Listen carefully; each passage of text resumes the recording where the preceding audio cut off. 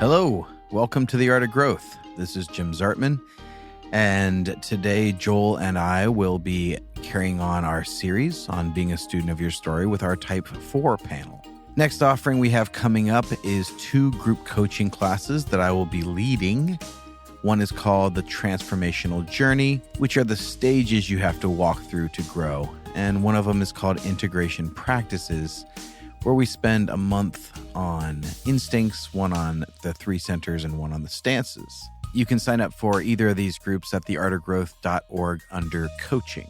If you need some one-on-one support or some training for your organization, you can connect with us there as well. But for today, we are continuing our series on being a student of your story, where we had people calling in and sharing about if they could go back to one moment in their life, what moment would they go back to and why? So we had people call in, and then Joel and I are responding to it from a coaching perspective. So let's go ahead and get started with the first caller on our 4 panel.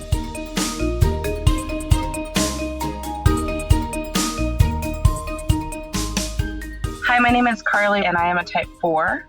And when I think about a moment in my own life that I would go back to and why, I would say that it is right after my wedding vows, as my husband and I walked back down the aisle, and it was just him and I for a few moments before people started to move about. And I just had this sheer bliss, just the happiest, safest moment of my life during that time. And I would say that it probably, lingered for a good hour where I just felt untouchable. And I continued to have a really wonderful night, and it was a beautiful wedding.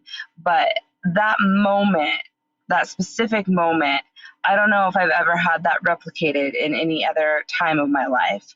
So that's what I think I would say. Thanks. Carly, awesome. I love your phrase for that. You just called it pure bliss. At that moment, you're able to take in pure bliss.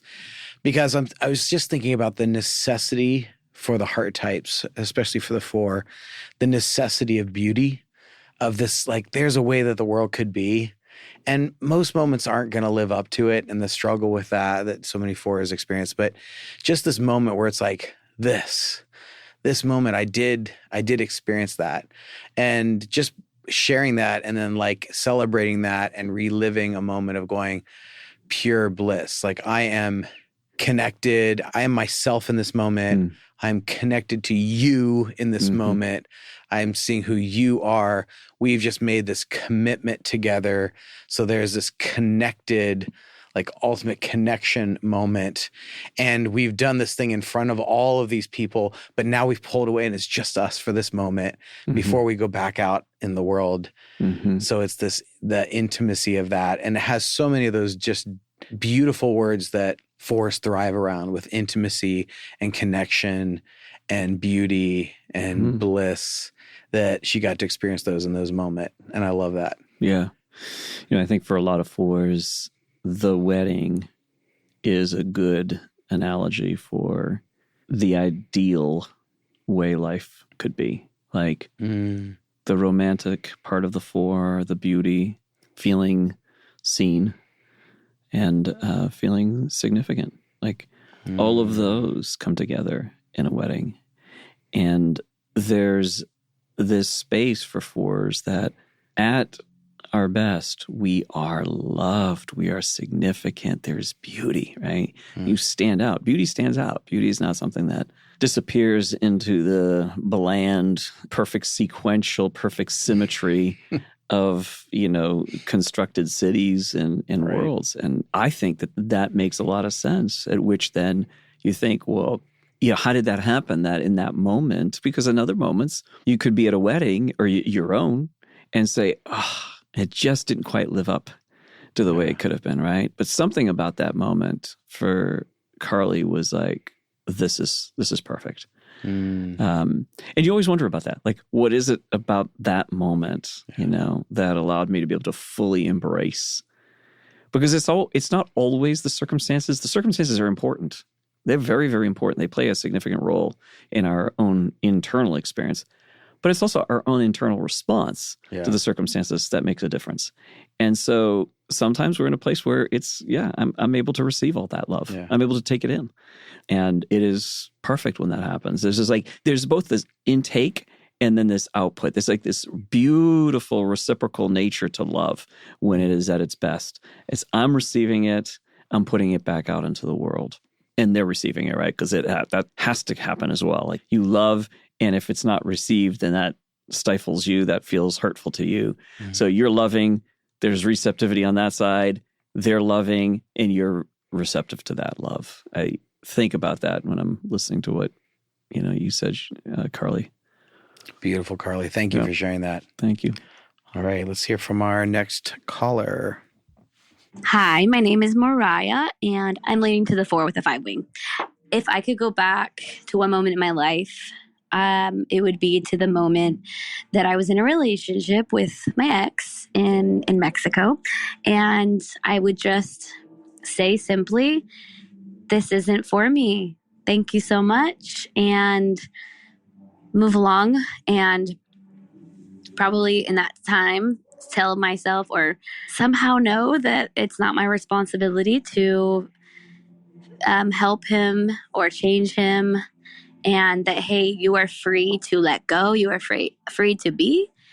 It's hard to say, because would I have learned the lessons if I didn't stay in an emotionally abusive relationship? It's hard to say.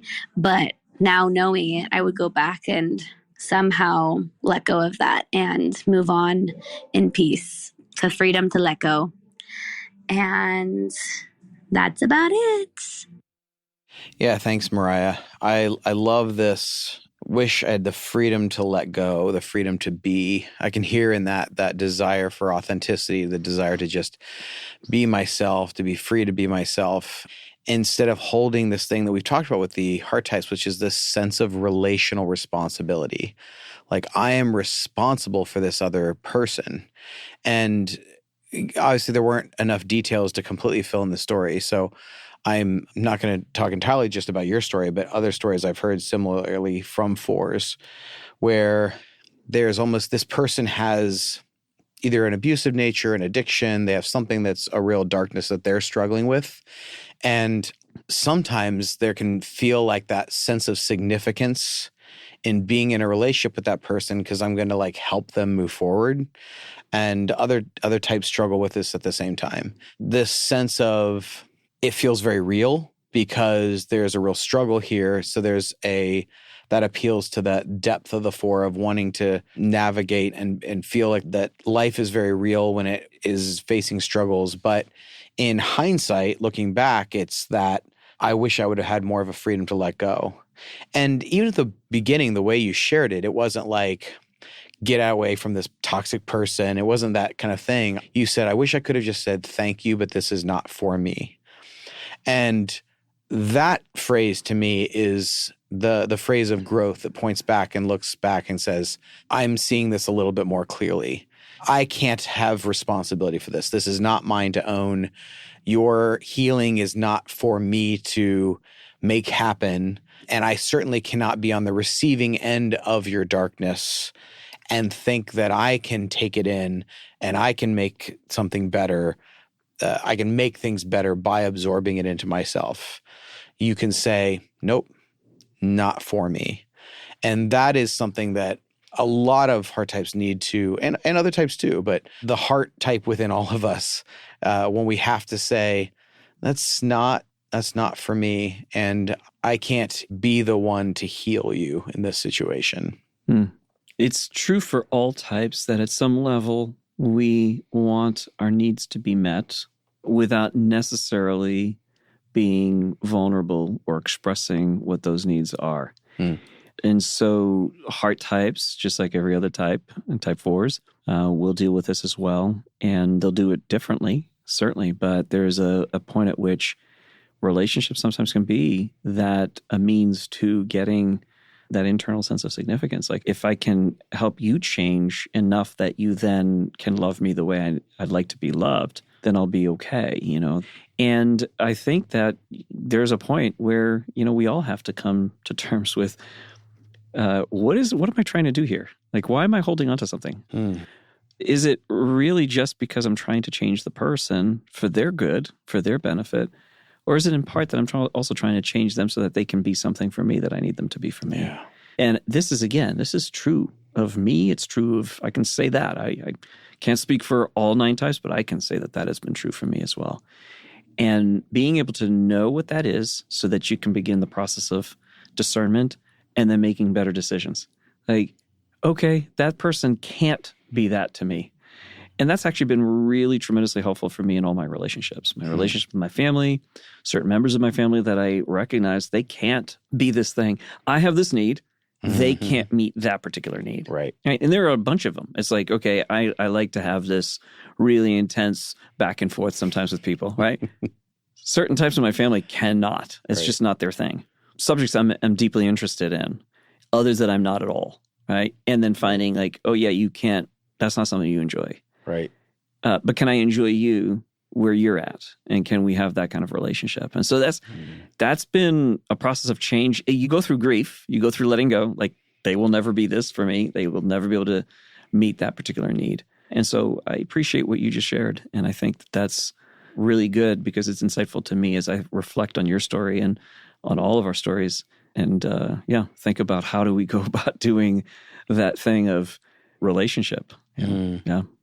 And I hope that there are some out there that listen to Mariah's story and that line kind of sticks out with you because you already know in your heart of hearts that what you should be saying right now is, thank you, but this is not for me. Yeah, it's not for me. Yeah. This is not for me. And that in saying that, you might be freeing both of you to be yourselves a bit more in a way that you can't necessarily together. Yeah. And sometimes there is a time for that. And for some of you, you may need to take in that message and take her line and run with it. Yeah, absolutely. Wanted to pause in the middle of this episode because if you are just a listener of The Art of Growth and aren't attached to our work any closer, you miss out on a lot. And one of the most important things we do, one of the best things we do is group coaching. And there are 2 new groups starting next month. One is the transformational journey, which is the stages you have to walk out if you want to become the version of you that you know is possible. In this, you learn to be a student of your own story. In the month we spend on self-knowledge, but then we put that into a current context and self-observation where we can see ourselves being ourselves in real time so that we can create transformational practices so we can be the best version of ourselves and our type. And we can get away from either sabotage or what many of us do, which is try and use our type to fix our type. And the other group is called Integration Practices. And we spend a month on the instincts, a month on the 3 centers, and a month on the stances to try and integrate a bit more into our lives, the whole of who we are. You can sign up for these at theartofgrowth.org or reach out to us if you have any questions about it. Okay, we'll carry on now and let's listen to our next caller. Hi, my name is Sodia and I am an Enneagram 4. If I could go back to one moment in my own life, when would it be and why? I've toyed with this answer a ton, and a lot of what has come up for me has been like, what's the cool answer to this, if I'm being honest? But when I really sit with it, and I think I've been hesitant to enter my submission because I've been just debating what would really that time be for me. And what I landed on was that first year for me out of high school. I think that's when life became very real. And that was a period in time where I really started becoming more concrete or setting boxes and expectations for myself of who I am supposed to be and how I would show up in the world to guarantee safety for myself.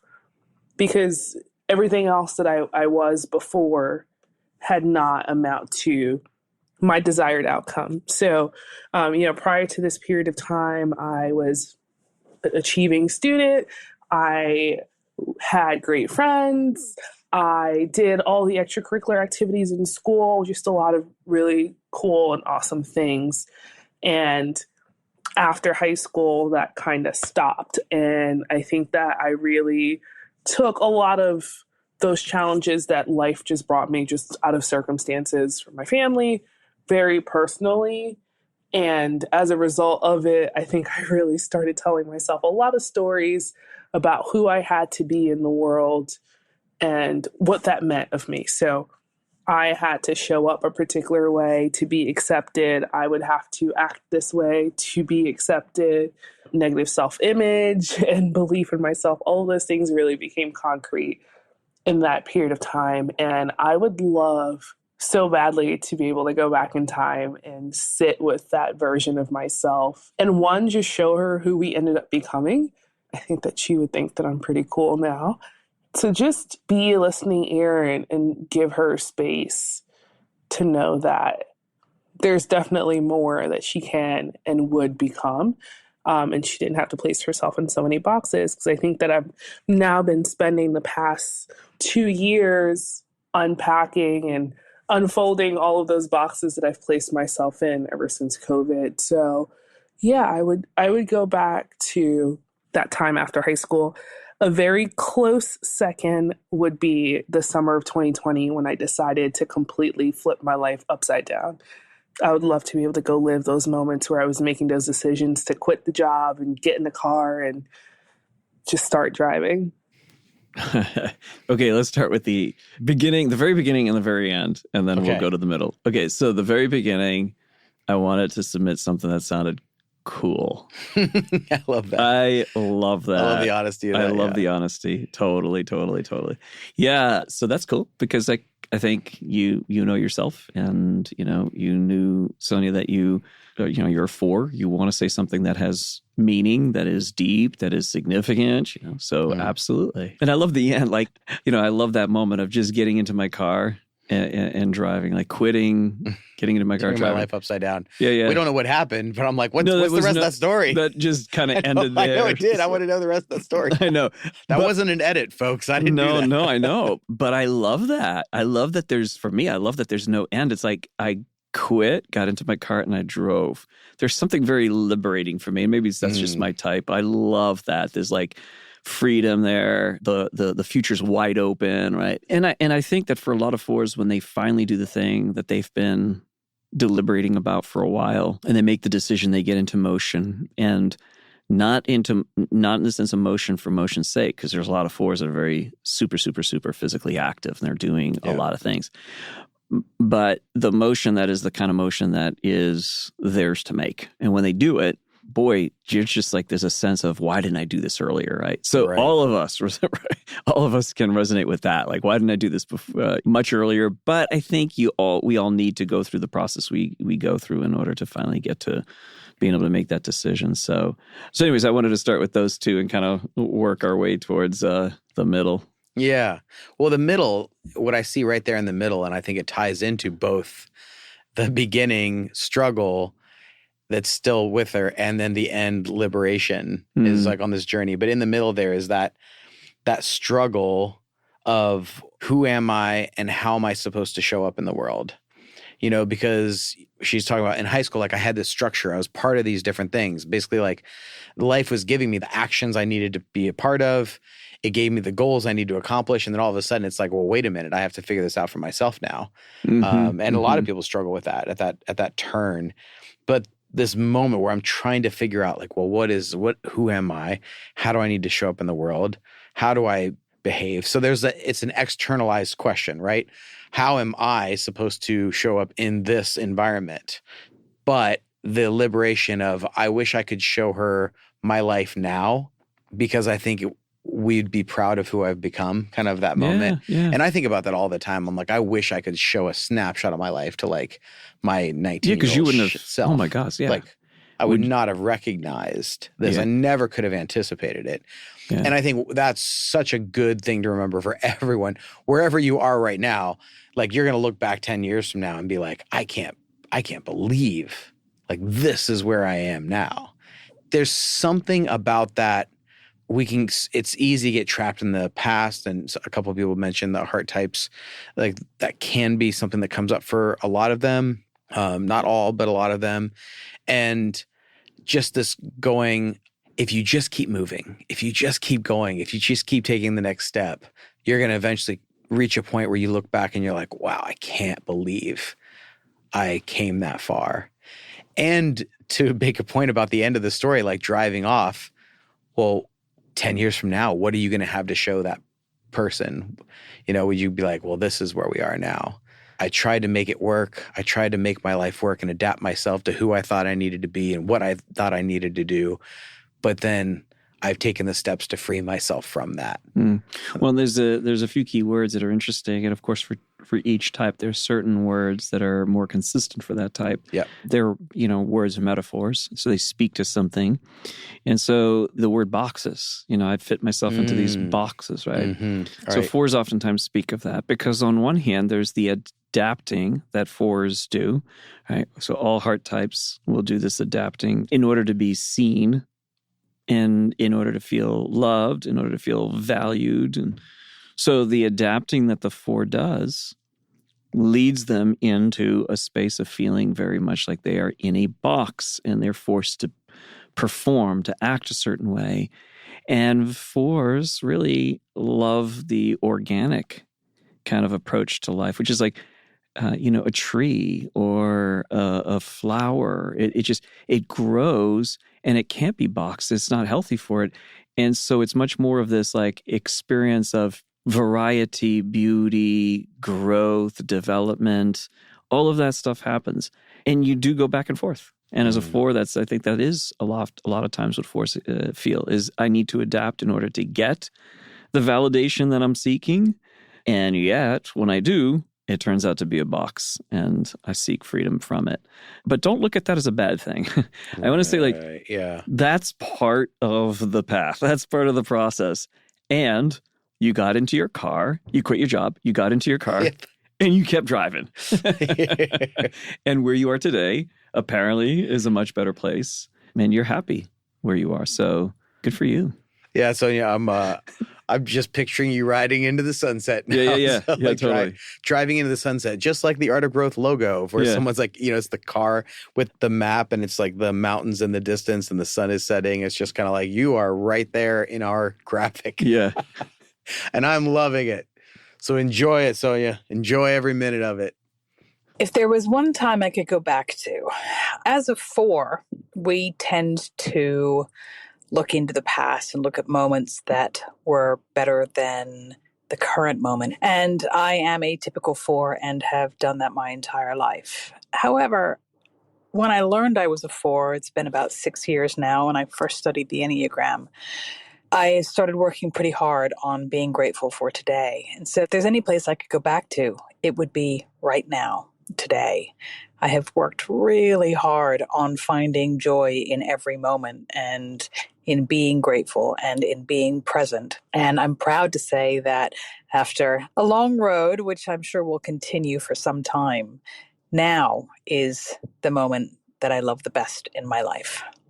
Aaron, you nailed it, my friend. Okay, so that's really cool, right? Because you recognize your tendency as a four to go to the past and to sort of nostalgia, and longing and all of these things. Yeah, so good that you're practicing this, like being in the present moment.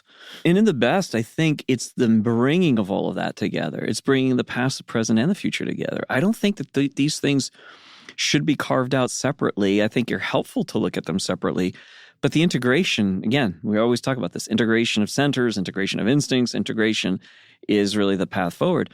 And so you integrate it. You recognize there's some things in the past that are beautiful that I really loved. There are moments that were beautiful, but I can't get stuck there because if I get stuck there, then I'm no good to myself in the present, and I'm constantly going to be living, longing, and nostalgia, looking at the past. Each decade will be its own form of that. And so you're doing that, living into the present moment, bringing in the past, yes, but living right here, right now, and loving right here and right now. And for a four, and all the fours I've ever coached, that's one of the practices that when they begin to engage in it and do it, that really helps them to sort of get back to that space of being ready to move forward. Like I can take this next step. I can move forward in my life and be much more responsive to the present moments, right? Rather than like reactive in missing what the present moments are trying to teach us or just to engage with us. So, yeah. What I loved, Aaron, is your phrase, go back to now, because you use this phrase of like going back. So we can go back in time. We can go back to like thinking about the future, but I'm going to go back to the now, this return again to the now, return again to the present, because it carries the awareness that, as you said, the natural mechanism is to pull you somewhere else to an ideal way that things could be in the future or a nostalgic way that things were in the past. But now I'm going to come back to the now, the remembering to return. And so I'm glad we're ending the 4 podcasts on your call, because that's a good thing for anyone of any type to remember is like, okay, but yes, I'm going to be aware of all these stories. I'm going to be aware of all these things. Some things I go back and I want to fix when I think about them, or I want to experience again, and I celebrate that and I bring that into the present with me now. But I'm always going to come back to the now, because where I need to be is right here. And that is a real gift. What Aaron said reminded me of one of the poems in my book called "And I Would Lift You." And it's a poem called "The Time Trinity." So I wanted to read it here. Because the past is always here, but I have no way to change her. I only speak to her in tones that will make the conversation productive. We start with acceptance so we aren't pulled back. Because the future shoots off before me like prism colors projecting out in shades of creation and mystery, I solidify my intentions and lean my energy and essence forward while keeping a third eye open to a sudden change of scene. Because now is my only reality. My awareness must return to the present most frequently. Now is the place to engage with calm effort. Now is where I see the tree in my mind and the seed in my hand. So I part the dirt. I feel the sun. I wipe the sweat from my burning eyes and smile. So thank you so much for listening. If you're new to this, we have a lot of resources at theartofgrowth.org, where you can take a free instincts test and Enneagram test, or you can look into options for coaching or consulting for yourself or your organization. One of the best ways to learn is in a group, and we have group coachings coming up next month. You can sign up for at theartofgrowth.org. And if you are not signed up for our newsletter, that is the best way to keep up with what we're thinking about and what kinds of things we're offering at different times. But for now, my friends, remember that your memories are sacred stashes for learnings about your story. There's beautiful things to harvest there. And as the 4s remind us, beauty is not optional. It is a necessity. And the pursuit of beauty is a worthwhile compass in our decision-making process. Grace and growth, my friends.